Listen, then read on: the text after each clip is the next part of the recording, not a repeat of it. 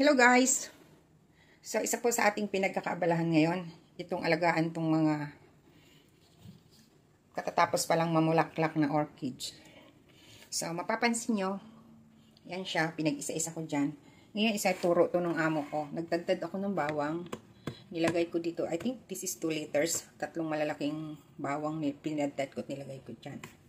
Tapos sasalain natin siya. Ganyan.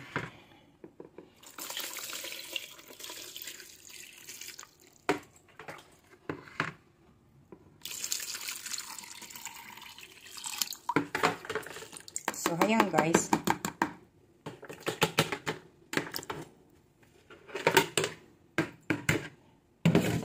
Tapos guys, yun ang ating ipupuna sa mga dahon.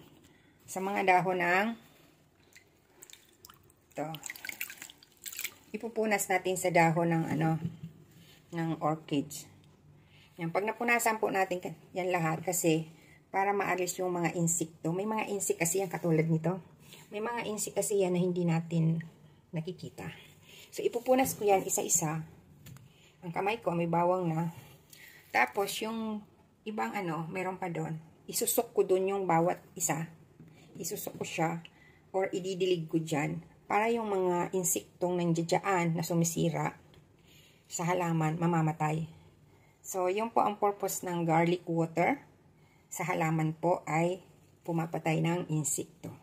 So, yun lang po guys. Thank you very much.